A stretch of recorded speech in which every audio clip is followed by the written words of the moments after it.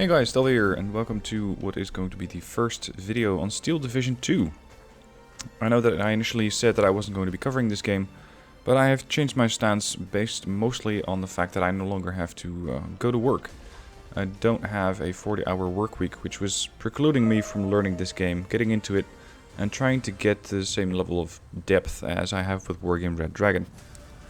Now, I have played a couple of games. This is the 5th game that I played. And it's all against computers so far, so we're playing against AI. Which, I gotta be fair, are not as spammy as they normally are in Brendryen. So if you're coming from that game, then well, rest assured, because they're pretty effective in their fighting. Since I lost 4 battles, and this is the first one that I actually won. Now I still make a ton of mistakes of this game. And if you're going to be looking at this game, hopefully in a couple of years' time, my gameplay will have improved massively. But for the moment I'm still trying to figure out what goes where, which units are most effective, how to set up the phase system to maximize the efficiency of my combat units, and how to use the line of sight. Because sometimes you think, well, this tree line over here, that'd be mighty nice for a tank. And then you realize tanks cannot go through these thick forests. They can potentially go through these. But then again, sometimes you can't quite go through those because there is some sort of unseen marsh in them. And that means that a tank cannot go there. Speaking of tanks, I am using the 5th Panzer Brigade. The 5th Panzer comes equipped with, as mentioned, quite a few armored units. And I'm going to take 2 units, or 2 sets of units rather, over to the right flank here and the left flank here. Now, again, I'm going to be comparing this to Wargame Brendryen quite a bit, because I think that that's where quite a few people playing this game are going to be coming from. Potentially other strategy games, but I cannot compare them to all, of course. Now, in Steel Division, line of sight is critical. And fortunately, if you hold C, you can already see what a unit can spot from a particular point on the map. So if I would have a tank over here, this is what it can see. Now, something that's very important that I'm still trying to learn is that the scale of the map is quite different from what you might be used to. Because let's say you put a tank over here. You see it can fire at 1500 meters, which means that a tank from over here, let's say right next to the flag icon, can fire all the way to this flag, to this next capture point. That's a hell of a long way to fire. And that means that instead of looking at an area like this, you're going to have to be zoomed out further. Otherwise you'll not realize that there is an enemy combatant over there, which could fire, let's say, to your flank, potentially, if your tank is engaged with a unit over there and angling its frontal armor towards that side. Now I'm rushing up with a Aufklärer in a Schwimmwagen, I believe it's called. With Steel Division you can pick almost any unit and transport it in almost any vehicle. And this makes it very flexible, but also makes it quite a hassle to sort out your decks. It feels a bit more of a hassle than with Wargame Brendryen, for example. Because there you have an overview of all the vehicles, and over here it just works a little different. Now I'm already moving my tanks over across this bridge, already captured this objective. And one of the Tigers, I think, took out this unit initially. The others, over here, and this is where that long-range fire comes into play. This Tiger is firing at units already far across that river. They're all the way over there. Now this works, this line of sight, but this does not, because this is an incline in the terrain. So it's a nice ambush position for infantry. And that's exactly where I have them set up. Unfortunately, I brought the wrong infantry. You have Panzer Grenadiers of 2 different varieties, at least that I've seen so far. And at the moment, I didn't bring the right one. These guys are more effective in an anti-infantry role. And they're not that effective in an anti-ground role or anti-tank role. So I brought the wrong Panzer Grenadiers. As you can see, some of my tanks are taking a bit of fire. Mostly it's bouncing off of that Tiger E. But that's not going to last forever, probably. And you can already see he has a red bar across. And that means that he is going to get panicked. At the moment he's starting to take a little bit of damage, shooter knocked out, but overall still alive. Again, if you're coming from Red Dragon, a unit in Red Dragon has a hit point pool. Those hit point pools in Steel Division 2 are far less obvious. And this means that a unit might get knocked out from 1 second to the next. If you see this red bar go up, that means that a unit is getting increasingly more panicked. You can see it right on the stressed marker over here, which means that it's going to be less effective. The calmer unit, the more efficient. The more likely, or the more worried or stunned or panicked it is, the more likely it is to surrender. And sometimes units just surrender. Now my second column of tanks has been pushing up the road. And again, I'm gonna stress this. You cannot move tanks through these forests. It just does not work. So it's not like I'm going to be using these tanks to carve my way through the woods. You're gonna have to go up the road. And this means that the line of sight is fairly limited, which is what I'm using at the moment to get a look down the road with this Tiger E. And at the same time, these tanks over here can still just about fire at that T-34-85 that you see up ahead. Now on the left, I finally brought in the Panzer Grenadiers that I actually need. These guys do have anti-tank capability, but there is a T-34-85, and I'm just going to pause it here for a second. This is what I mean with the longer line of sight ranges. Because I was looking over here, and I was macro-managing, I believe, this unit to make sure it started to fall back. My plan was to get these Panzer Grenadiers a little closer and allow them to then go after this tank, or at least the Panzer Grenadiers that are in these vehicles. Then I saw that this T-34 is not actually firing up the hill. He's firing all the way over here. This is what I mean with the longer range and longer, let's say, threat ranges of a unit. Because this T-34 almost had the flat side angles, or the flat sides of these tanks and these Panzer Grenadiers. So fortunately the Tiger E realized the threat, but with it he is now also broadside on or flat on to the road and whatever comes down that road. So if you're going into this game, don't play it too zoomed in, like what I'm used to. If you're playing it too zoomed in, there's a very good chance that you're going to miss stuff. And with it, you're going to lose units. So if you're looking at the map, or if you're looking at a particular combat area, I'd recommend looking at it in this zoom level. Because you might be tempted to go in close and have a look at all the details that you can see on this Panzer IV. But it might not do you any favors. Because sure, it looks good, and I imagine that you can make quite nice cinematic videos with this. But it might end up losing you the war. So be very careful about how far you get to zoom in onto the theater of war. Because you might lose units. Now I'm starting to push up a little, and with that my ally has already made progress, so I'm trying to reinforce him here. This is Saxonbeard. He has a couple of infantry units and an anti-tank gun. Now anti-tank guns can move through these woods. They are capable of doing that. My armored units are not, and of course infantry can. So we're moving up here, and in the meanwhile my column of armor on the right flank is trying to get shots on these units. And I'm trying to do everything in phase A. The game works in 3 phases. Phases A, B, and C. Phase A usually has fewer units. That is, depending on how you have your deck set up. But overall, the later you get in the game, the more units you have available.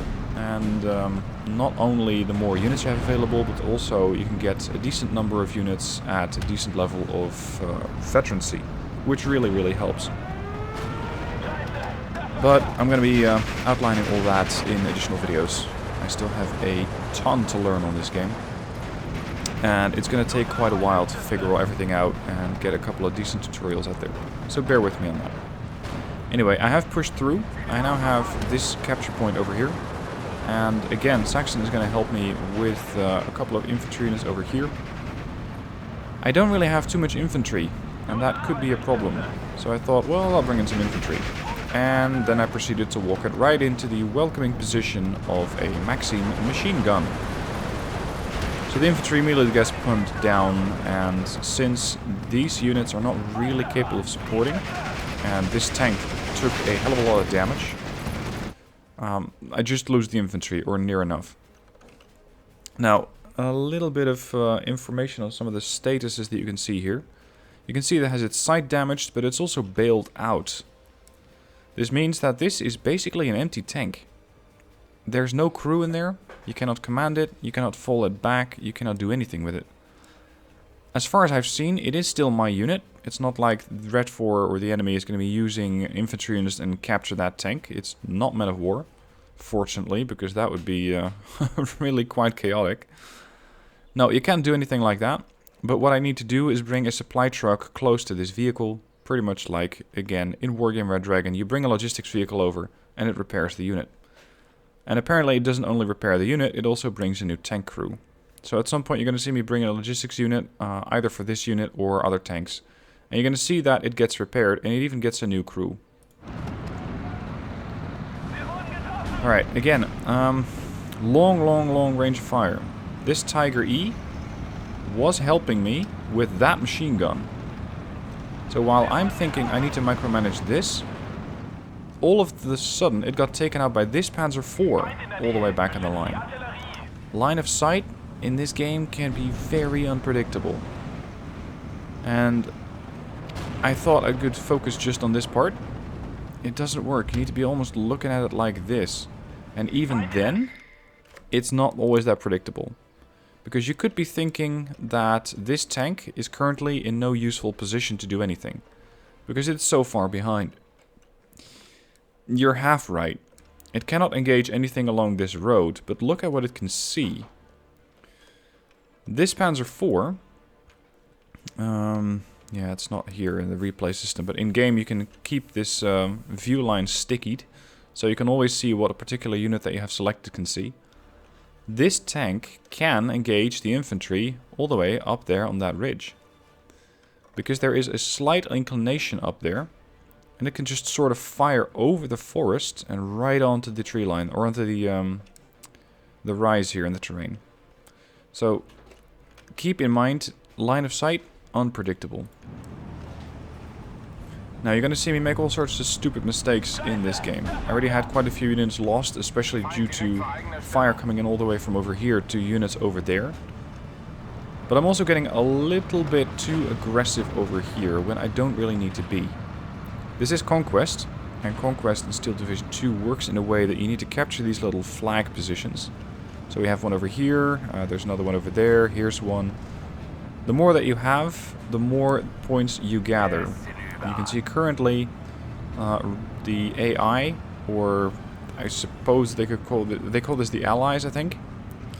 The Allies have 12, we have 15, and that means that they get a minor defeat in 30 minutes and 40 seconds. Now we just captured another one, it's 16 to 10, and now they have a minor defeat, and it just switched again, in 15 minutes. So the more flags you capture, the better you get. I'm also trying to make a little bit of a move over here. And again, these tanks were called in to support the units over here, but they're firing from over here all the way at the infantry out there. They have a range of about 2,000 meters. If I'm not mistaken, that is. Yep, range 2,000 meters on that KWK 40 L48. And with that, they can suppress, or rather butcher, all the infantry as it is moving around out here. And in the meanwhile, both XCOM Man and myself have put some infantry inside these buildings. Now back to the right flank. They're engaging infantry and tanks at shorter ranges. And this unit got heavily hammered. So I put up a smoke screen around it. You can still do that, and that's what I have these artillery units for. They have, and this goes for all units in Steel Division 2, they have a mix of both HE rounds and smoke rounds. Again, if you're coming from Red Dragon, you might be used to the fact that a unit has just one set of ammunition. And it doesn't matter if you fire smoke from it or HE, it just is going to be limited to that number of shells. For these howitzers, it is different, and that goes for a lot of units. They have a specific HE shell inventory and smoke shell inventory. Same goes for a tank. I have 54 AP rounds and 29 HE rounds. And there's also, for example, the assault guns in the game, which potentially only have HE gun, or only have HE shells.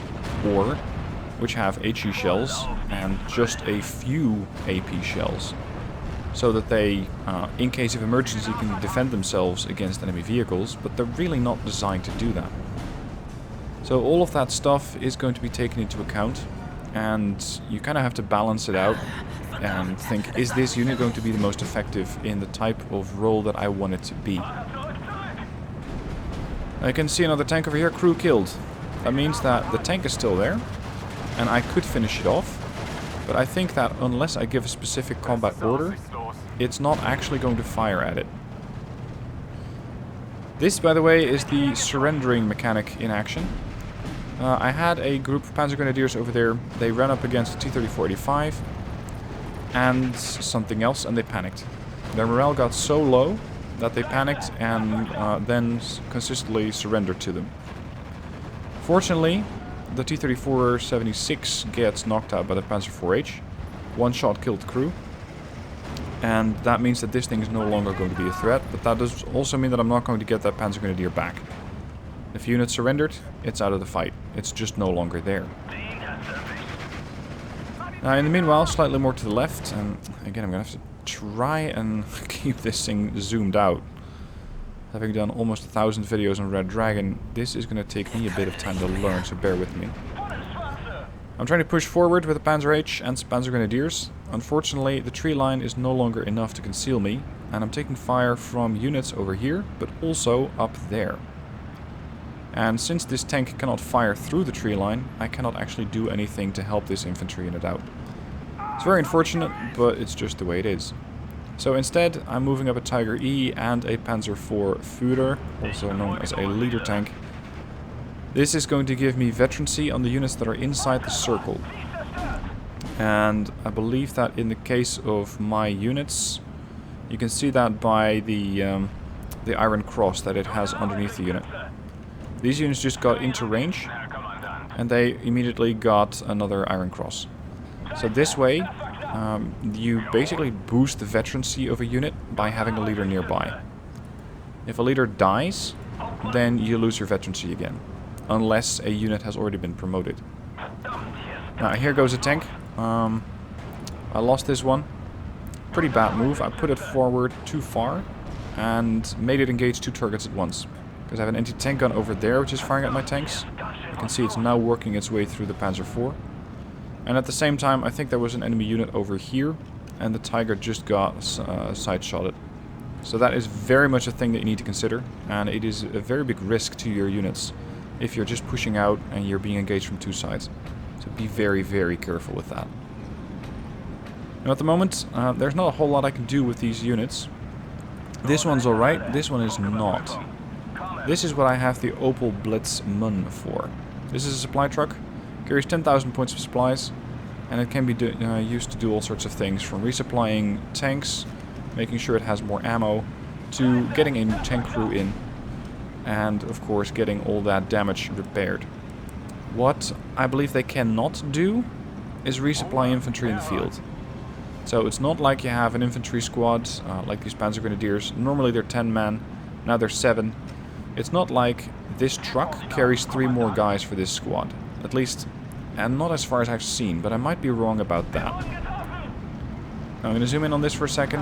You can see that supplies on this supply truck are going down.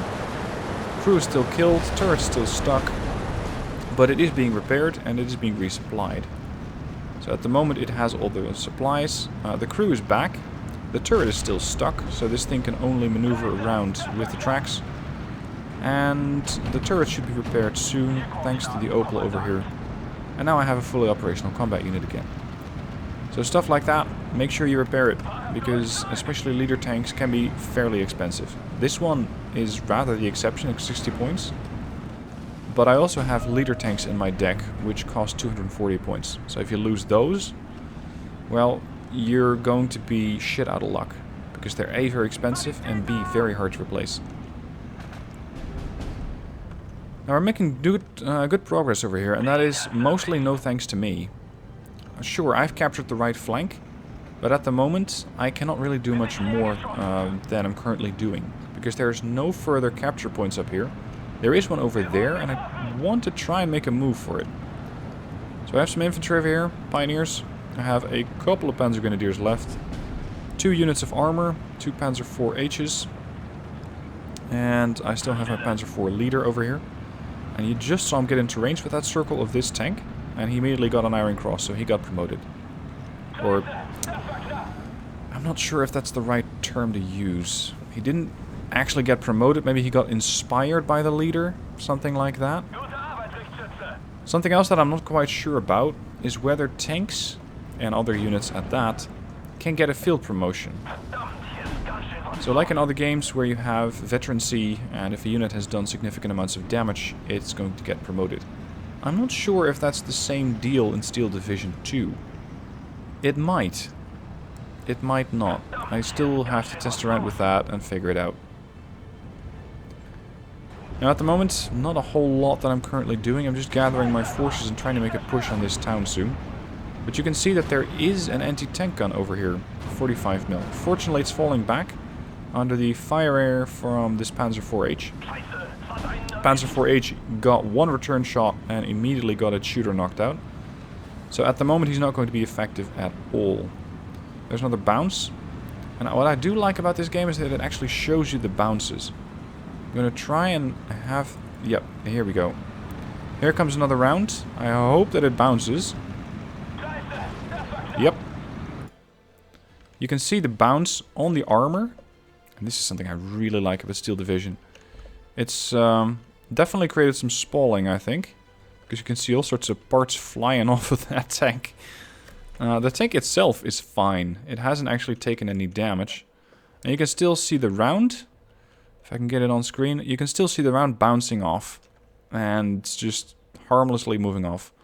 And what you saw flying off of there was apparently my transmission. Because now my transmission is damaged. So it's actually quite detailed in this type. And again, you can make some really, really nice screenshots with that. Just the way that this stuff gets damaged, and then not only that, but it also gets shown. That's really nice. So let's make a screenshot of that and continue. Now, it is only a T-34-85, and fortunately my tank is able to do damage to it. I won't be able to maneuver fast since the transmission is damaged, but at least I'll be able to stay fire or to keep firing at it. Unfortunately, I still do get bounces on it. And we're just basically trying to bounce off of each other and seeing who goes through first. And that turns out to be my Tiger E. Tiger E takes out the T-34-85 1944. In the meanwhile, I have my units over here which were repaired. I also have a Grille. This is a good example of an assault gun. They only carry HE shells, but it is 15 or 150mm HE. It does 7 damage. And if you have one of these things fire at enemy infantry, well, they're gonna notice. This thing just fired 1 round, and I think wiped out 1, potentially 2 units of infantry over here, out in the open. If you have a tank fire at enemy infantry, like a Tiger E, it does, I think, 7 damage. No, sorry, it does 1 damage with HE. With AP, it does 7. So this thing is very much an infantry, or not that effective against infantry. Of course, yes, it does have a medium machine gun, and a heavy machine gun at that. But aside from that, the Guerrilla is far more effective at dealing with enemy infantry. Would you fire this at enemy armor, you're going to find that it's not that effective. You're going to find that it might stun the unit, and it might cause some panic, but you're not that likely to actually get a kill with it. Now at this point, I encounter an Su-85. Su-85 carries 3 types of rounds: APCR, AP, and HE.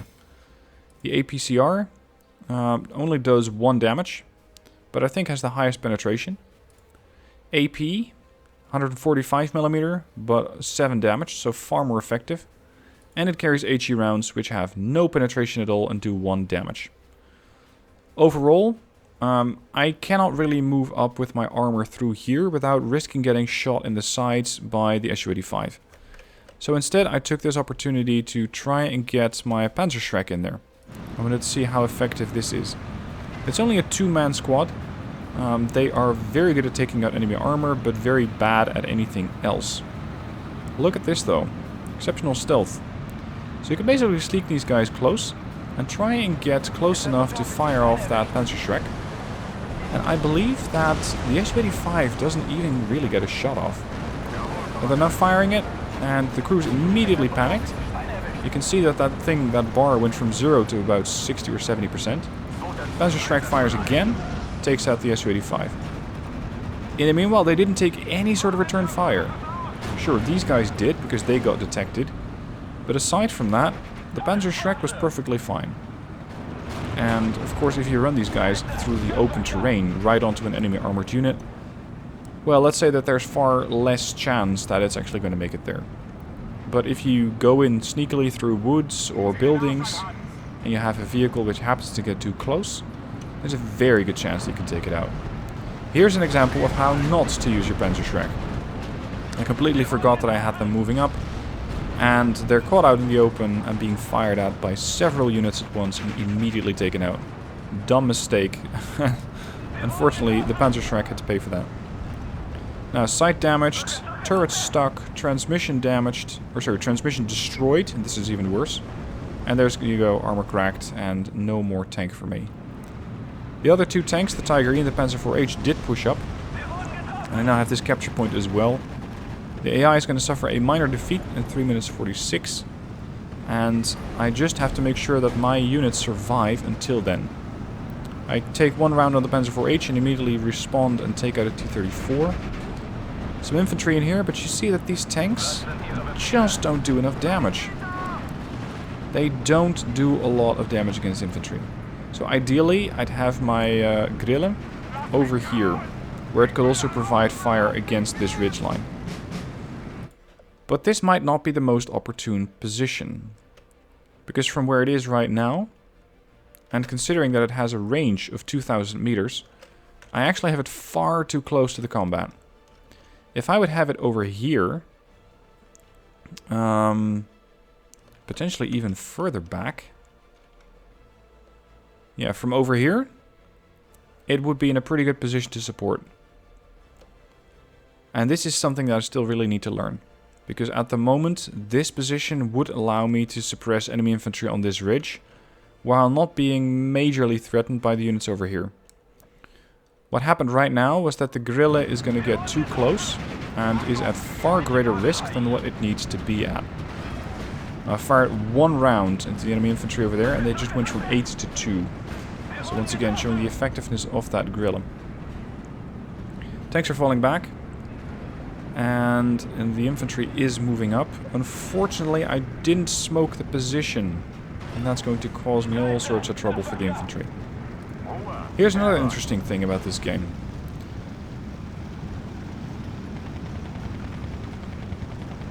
River wading. It's more like walk on water at the moment. I'm not sure if that animation is going to change. But these guys are doing their Jesus thing and walking across the water right onto the enemy building. Or onto the unoccupied building at the moment. So you don't need amphibious units. It seems that maybe if the river's not deep enough, units can wade across. I'm not sure if this is going to be true for all rivers though. That is something that I still have to find out with other maps and other types of infantry, of course, to get a sort of more accurate read on it. But for the moment, these guys just waded across the river, or rather walked across the river, and made sure that they are now in command of this building. So if these vehicles get too close, they're going to get shredded by the Panzerschreck over there. I only have 4 rounds left though, so this guy's better make them count. Now at this point, far from the right, I was firing with a couple of Hummels at this position, and forcing these vehicles back, allowing my infantry to cross the river, or at least that was the plan rather. Unfortunately, didn't quite work out, because this T-34-85 was still merrily chipping away at my infantry. The pioneers are getting quite worried, and to make matters worse, there is another infantry unit far across the river, which I believe that these guys can hit. No, sorry, they're firing at the Sapri over here. And we got Avtomachiki coming into that town as well. So while they are trying to defend, there's really not that much that they can do, because they're being suppressed by the tanks. They're being forced to fall back, and I just lost the Panzergrenadier. I tried to move the Panzerschreck away, but they died trying to cross back across the river. So what I should have done over here, deploy more units which can support. And I think that this might be a good position to do it from. Had I put my machine gun over here, it would have immediately got taken out by that tank. From over here, the tank is in the darker area. So the tank could not engage the machine gun or assault gun. But I think the assault gun couldn't get through the tree line here. So a machine gun from this position would have been far more useful. Just suppressing the enemy infantry and allowing my units to retreat through the woods, not being fired at, and the machine gun firing at enemy infantry units as they try to make a cross. Anyway, the game is almost over. My entire right flank got wiped out because I wasn't paying too much attention to it. Again, I was playing it zoomed in pretty much like this. Big mistake, and I got punished for it because I didn't have the more overview of my area. And you can see all sorts of corpses from my units over here. Fortunately, not just mine. We also see quite a few T-34s. And, sorry, these are not T-34s. These are Valentines, I think. There's a dead T-34-85. And again, the modeling and the damage on it looks really nice. I'm not exactly sure if this is the exact position where a round went in. Maybe. Or if this is just the destroyed unit model. But still, this just looks fantastic. Really, really well done. Now, as I mentioned, the game is almost over. We have captured a lot of terrain. Not at all thanks to me. I just made it across the river here as much as possible. Didn't last long enough, and the Allies once again captured that point. But overall, we won the battle with a minor victory. Now, the match was pretty fast. And this seems to be a trend for Steel Division 2. At least the matches that I've played against the AI so far. They tend to be pretty quick. Like 15 to 25 minutes maximum. It's not like these 1-hour slugfests that you have in Red Dragon or other games. Now, as for my team stats, I got the most kills, 24-23. Also lost by far the most units, 1,780. It doesn't really matter that much because it is, of course, Conquest mode. It is not destruction, so you're not out to get all the tanks killed or all the units killed, but it does help. Hermione over here played very, very well. Same goes for her Heinz. XCOM Man got almost a 5 times markup, and Saxon Beard got pretty even. So, all in all, yes, I still have a ton to learn about this game. And I'm going to. It's just going to take me a while. Just wanted to share this game with you to discuss some things that I have noticed so far about this game. And just to see what you guys think of it down below in the comments. So let me know what you think about it. If you want to get Steel Division 2 for yourself, you can. It is now in open beta, and you can get it right away. Link, again, down below in the description in case you want to get the game and join me for some multiplayer. Anyway, that's it for now. Thank you for watching, and I'll see you soon for more videos.